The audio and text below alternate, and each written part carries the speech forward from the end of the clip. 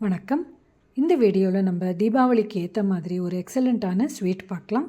கோதுமை மாவு வச்சு செய்கிற ஒரு பர்ஃபி வெரைட்டி. ஒரு பேனில் 1/2 கப் அளவுக்கு நெய்யை விட்டுட்டோம்.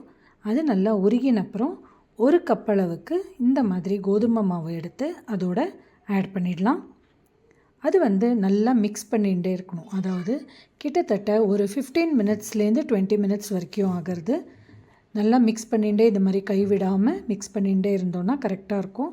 ஃபஸ்ட்டு கொஞ்சம் உதிராக இருக்கிற மாதிரி இருக்கும். பட் அந்த ஹீட்டில் போக போக நல்லா கலரும் மாறும். அதாவது கொஞ்சம் சாக்லேட் ப்ரௌன் கலரில் மாறும். அதோட ஒரு லிக்விடாக ஃபார்ம் ஆகும். கொஞ்சம் ஒரு குழகுழப்போடு இருக்கிற மாதிரி கொஞ்சம் லிக்விடாக அது மாறும். ஸோ அது வரைக்கும் நல்லா இந்த மாதிரி கலரிண்டே இருக்கலாம். இந்த மாதிரி மாறின அப்புறம் நம்ம ஸ்டவ்வை ஆஃப் பண்ணிடலாம். ஸ்டவ்வை ஆஃப் பண்ணிவிட்டு தான் நம்ம வெல்லம்லாம் போட்டு மிக்ஸ் பண்ணணும். அதில் காடமம் பவுடர் போட்டுட்டோம். 3/4 கப் அளவுக்கு வெல்லப்பொடியும் போட்டு இந்த மாதிரி ஒரு 5 நிமிஷம் கை விடாமல் நம்ம நல்லா கலரிடலாம். கலரிட்டும் ஒரு நெய் தடவின ஒரு பேன் இல்லைனாக்கா ஒரு ட்ரேயில் இந்த மாதிரி நம்ம அதை போட்டுட்டோம். நல்லா நம்மளுக்கு கட் பண்ணுற அளவுக்கு நல்லா அதை இந்த மாதிரி மிக்ஸ் பண்ணி கரெக்டாக நம்ம கட் பண்ணுற அளவுக்கு இந்த மாதிரி நம்ம ரெடி பண்ணி வச்சுக்கலாம்.